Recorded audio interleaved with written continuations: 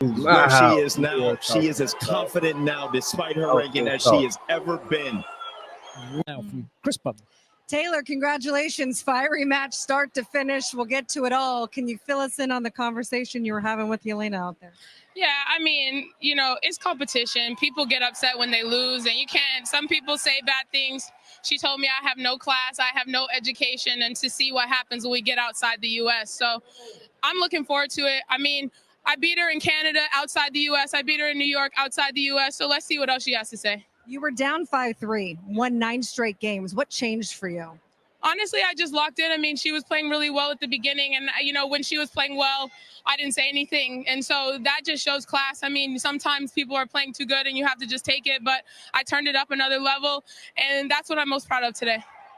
Fire from the crowd as well. What did this crowd, we saw it in your first round as well, give you today? Yeah, I mean, I love this crowd so much, and they were cheering for me from start to finish, even when Alana was playing well, and the crowd was cheering for her too. I mean, she was hitting some amazing shots. But this is what I live for. I love this city. I love New York. I love the people. So I'm looking forward to another round. I'll get you one more on the kit. The fire on the kit. You said it's a Phoenix rebirth. Why is that your story? I mean, I think it just goes to show, I mean, coming here, I was 15 years old and got denied an opportunity to play in the main draw after being #1 in the world. And I've come back now, I'm #1 in the world in doubles.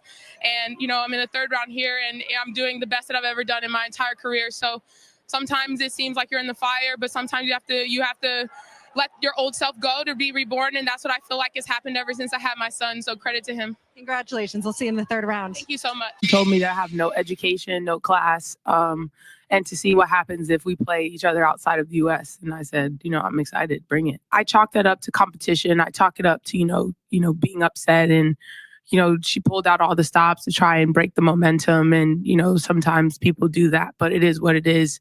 You know, still is no beef, but again, like you guys saw, I didn't back down because you're not going to insult me, especially after I carried myself a certain type of way with nothing but respect. And straight up. Now that's where I respect her for just standing on business. You know, she did talk about, you know we hear that a lot with in the Black community when, you know, they like to call people uneducated, stupid, dumb. You know, this is the terms that we hear in the Black community or what other races will say. So it's glad that she addressed that. I like the way she addressed it. I like the way she handled herself, and she's representing, you know. If I show respect to you, I expect respect as well. And that's just the fact of the matter. And I think that that's tennis, right? So I can't speak on how she felt about it. That's something that you're going to have to ask her. I didn't take it in that way. But also, you know, that has been a stigma in our community of, you know, being not educated and all the things when it's the furthest thing from the truth. Moving on, being able to still be here and speak to you guys. And that's what's the most important. She's packed up and she's gone. I'm here.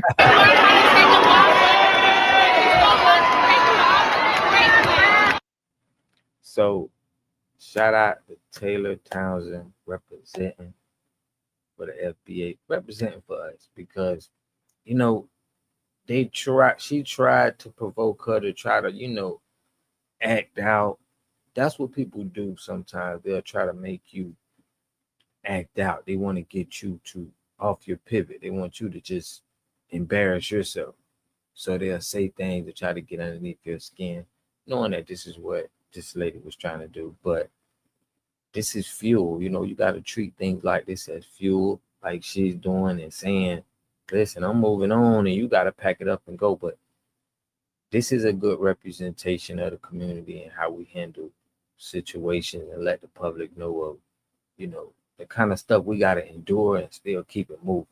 So, man, make sure y'all subscribe to the channel, hit that like button, push my algorithm. I appreciate everybody who subscribe and watch the videos, man. Salute to the family. Salute to everybody who standing on business for the culture, for our people, because, you know, we need to be preaching some positive things to us instead of, you know, we've been hearing a lot of negative stuff, you know, from people, and we need to start practicing preaching more positivity, you know, so we can get more positive results. But let me know what y'all think in the comment section. I'll catch y'all in the next video, man. Peace and love.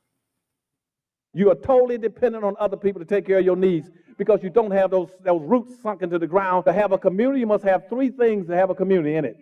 You must have a wholly independent economic structure that can provide goods, service, products, and things for your own people, and jobs and tax bases for your own people. You should at least control four basic things.